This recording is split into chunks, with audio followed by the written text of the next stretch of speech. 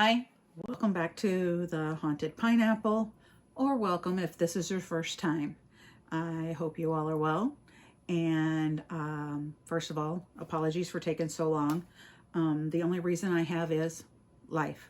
You know, sometimes life happens.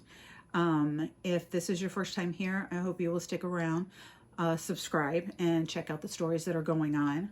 This is a group channel, but with things that have been going on, the group hasn't been able to get together. So during the winter and all, I decided to come up with a series of haunted Wisconsin legends and myths. So tonight we're going to go to Vilas County, Wisconsin, which is way up north of Wisconsin, bordering Michigan and the Wisconsin border. The Summerwind was initially called Lamont Mansion due to the fact that Robert Patterson Lamont purchased the property in 1916. Now, Lamont Mansion was a 20th century Victorian home with 2 floors and 20 rooms. And it was originally built as a fishing lodge. So Lamont and his wife purchased this home to renovate it, make it larger, and make it a luxury vacation home for themselves. So as the story goes, the servants had started complaining to Lamont that things were coming up missing, and that they were hearing voices. Well, Lamont would just, blow them off, whatever, that kind of thing. So that leads us to our very first haunting. So after all the servants had been released for the day, Lamont and his wife Gertrude decided to go to the kitchen and have their dinner.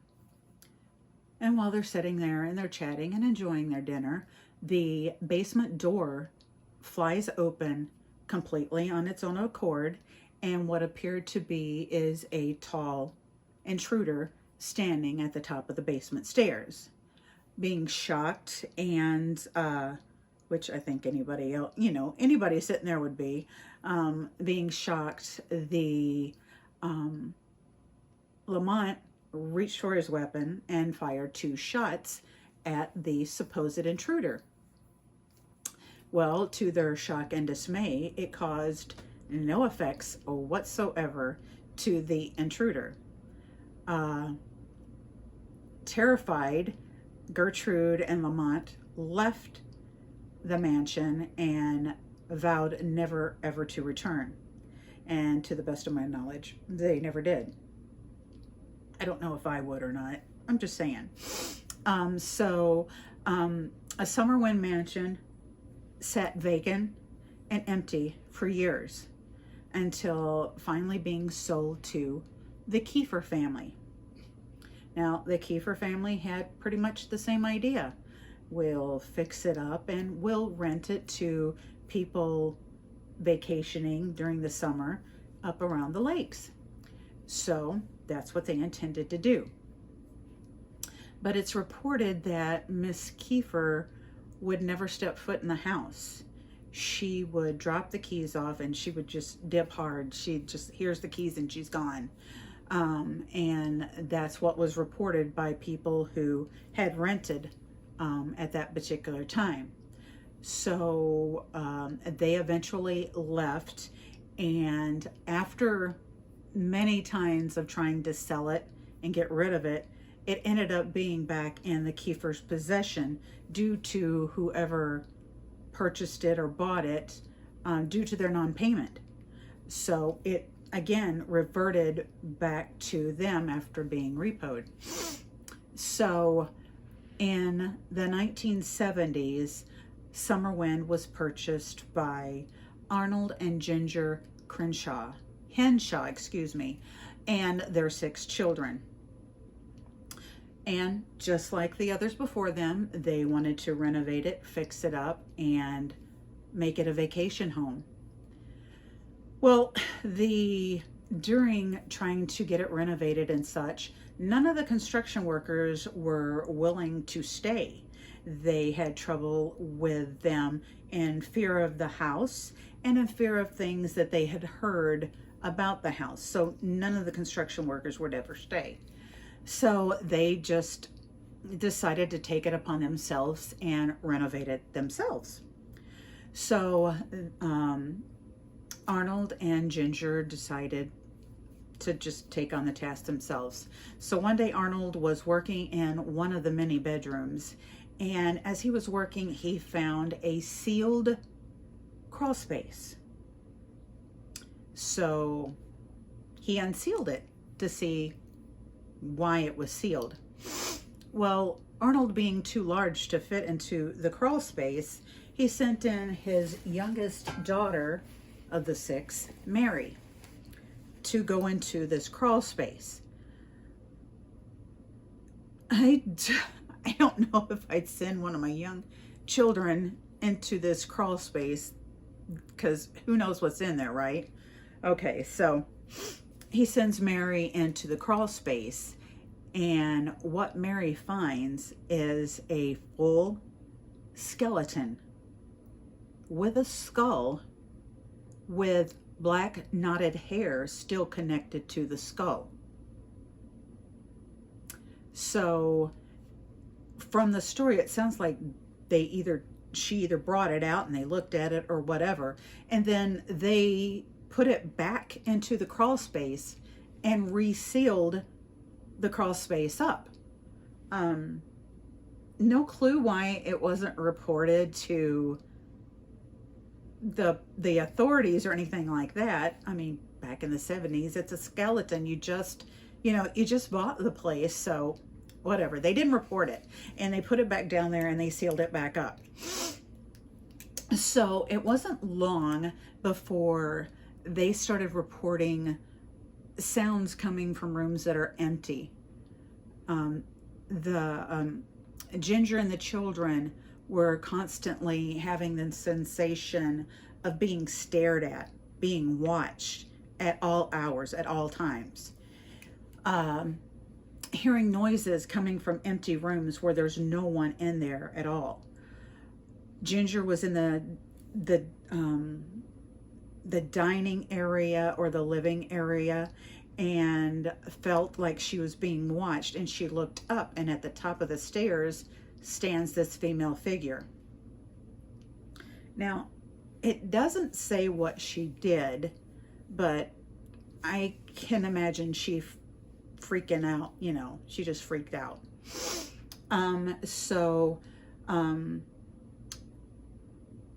Arnold, under all the stress, he developed insomnia. He couldn't sleep. So, not sleeping, he was up at all hours and playing the Harmon piano or organ. And I don't know why the name, it was Harmon or Hammond. I don't know why the name was specific, but they mentioned it. And he was up playing it at all hours of the night because you can't sleep. What are you going to do, right? So he said that playing the music kept the demons at bay. So he continued. Neighbors could hear him playing at all hours of the night, in the morning, at all times. So it wasn't long before Arnold lost his job. And of course, that caused a little marital friction between him and Ginger. Ginger was under so much stress and basically, I guess, freaked out that she contemplated ending it. So within 6 months' time of them purchasing Summerwind, Ginger and the 6 children packed up and moved back to her parents' home. And it wasn't very long after that Arnold split. And again, just as the others before them, vowing never ever to return. So once again, Summerwind is lost, abandoned, and left to desiccate by itself. But in a few years after sitting by itself, for whatever reason, Raymond Bober or Bober, B-O-B-E-R, I'm not really sure. I've heard it pronounced a couple of different ways. So we're going to call him Bober because it's Bob, there you go, Bober. And he purchased the home. And it says he purchased it apparently unaware of the terror and such that his daughter and grandchildren went through. Okay, I'm going to stop there for just a second. Okay, don't you think if they were going through that much terror and that much horror and that much chaos, don't you think you would tell your parents or something? I mean, what's your excuse for moving back home other than you're splitting from your spouse or whatever? And it just doesn't make sense to me. So that's my opinion, okay? So he purchases Summerwind, again, just like everybody else, saying that he's going to renovate it. He's going to turn it into an inn and a vacation home, an inn and a hotel, or excuse me, an inn and a restaurant. So, again, no construction workers are going to stay on the job and work.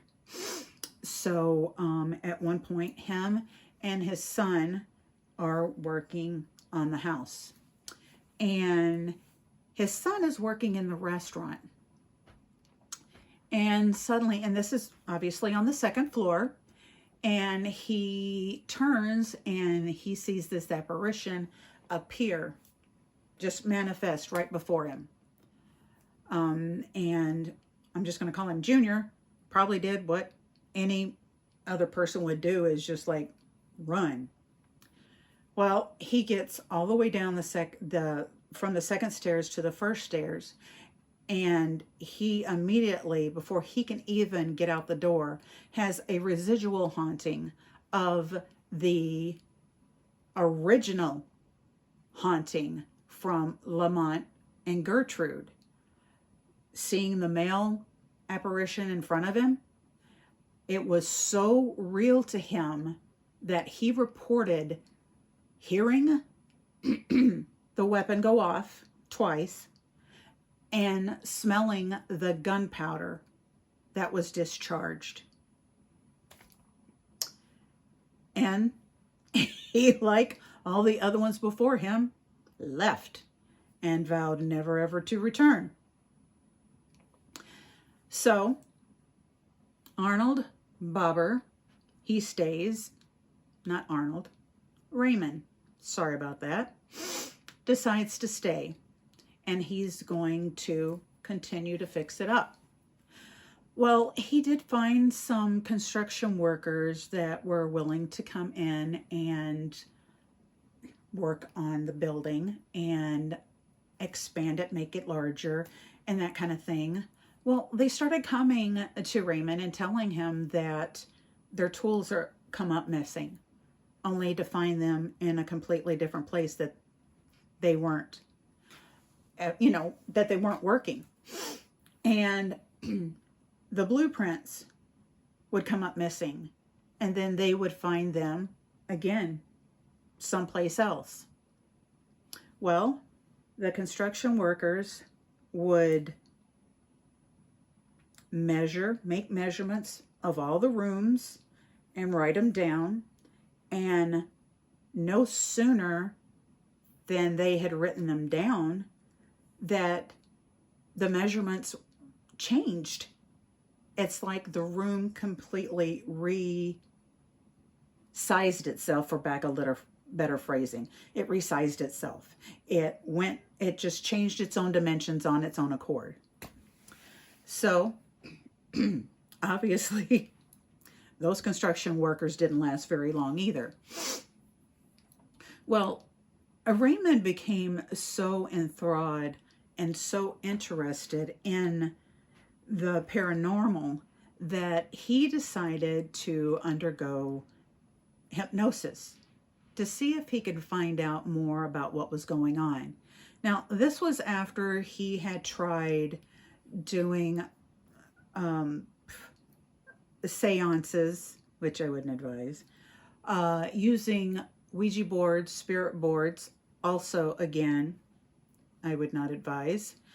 Never a good thing, and no one can convince me otherwise. And was like seeking answers to the different things that were going on around him. Well, it's reported that while he was under hypnosis, that he spoke in a completely different tone and a different, a deeper voice, a voice that was completely not his own. And I'm not sure how long he was under, but they said, it's reported when he came out, he described what he saw and what was shown to him while he was in the state of hypnosis. Reportedly, there was a box with a deed in it, and the deed was supposed to be, now this is what he said, it was previously owned and built by Jonathan Carver. And he described Jonathan Carver as an adventurer and as a wanderer and owning like a third of the land in the state of Wisconsin. Now, I do know from what I found, Jonathan Carver was a real person, and he was an adventurer, and he was a wanderer, and he wrote several different books about his travels and, you know, up around the upper part of Wisconsin. So Raymond also said that while he was under, that he was shown this box, this wooden box, and inside this wooden box there was supposed to be the deed to Summerwind, and that it was owned, built, and lived in by Jonathan Carver. So they go through the basement, they go through the house looking for this box that he was shown while he was under hypnosis. Well, after going through everything, they came up with nothing. Still looking, they find this crawl space. So here we are back to the sealed crawl space. Well, they think, well, maybe that's where the box is. We'll find it in there. So he unsealed the crawl space again. But once they entered the crawl space, the skeleton, the skull with the knotted black hair, was gone. Don't know where it went. There is no explanation for it. No clue. And I'm sure they are about as clueless as I am as far as that goes. So they sealed up the crawl space again, and I guess went on, because they never found it. They never found the deed or anything. Well, it wasn't long until Raymond wrote a book called The Jonathan Carver Experience. Jonathan Carver Effect, I think is what it was. Sorry about that. It was a paranormal experience. And the locals say that the haunted tales really didn't take off until after his book was published in the 1980s. And that's when everything was supposed to have really come full blown about the hauntings and the stuff going on around Summerwind. It's also reported by the locals and Raymond's neighbors that he never lived in Summerwind. He never stayed one night in Summerwind at all. That he had rented a trailer and slept in the trailer on the property. That's what they said. So again, here we go. Summerwind, just like all the others before, is abandoned, lonely, orphaned, whatever you want to call it. It's left again. Well, and it wasn't long before 3 investors came along and decided that they're going to make their treasure. They're going to make a bunch of money and purchase Summerwind. They're going to renovate it back to its former glory, and they are going to make money. They're going to like just hoard in all the treasure. They're going to make their riches, and riches were not to be gained by anybody that owned Summerwind. In June of 1988, Summerwind caught on fire and burnt down. It was struck by lightning.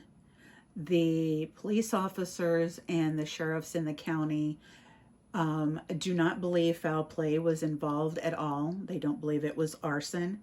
While talking and visiting with the other people in the area, the locals, and all of the ones they interviewed said that they heard lightning strike the house. It was that loud that it woke them up. Summerwind burned down to the ground completely, except for 2 brick chimneys. That's all that stands even today of Summerwind, is 2 brick chimneys. It's said that if you go around there, which it's private property now, so it's not like you can just wander upon it. I'm sure you would have to ask permission or see if you could get permission. But it's still reported by people who have gone on there that they can at times still hear gunshots going off. They still have the residual hauntings and such going on in the area of the Summerwind Mansion. But that is all that stands of it now. And it just seems like that Summerwind was like a never meant to be. It wasn't meant to be anything. So, what are your takes? I found it really interesting. I also found out that Robert Patterson Lamont had also worked for the American Steel Foundry Corporation and was did eventually become the Secretary of State under Herbert Hoover. So that was kind of interesting to me, little tidbits of stuff that I discovered in my research. But what do you think? What are your thoughts? I hope you guys are enjoying the tales of Haunted Wisconsin. I've kind of enjoyed digging into them and finding out, what's going on. But tonight, that is our story of the Summerwind Mansion. Leave your thoughts. Let me know. Leave me a like. I would appreciate it. Every time you hit that like button, it spreads out the content to others so they can come and check it out. But take care. Be safe. Much love. Love yourself. Love each other. And until next time, pineapple out.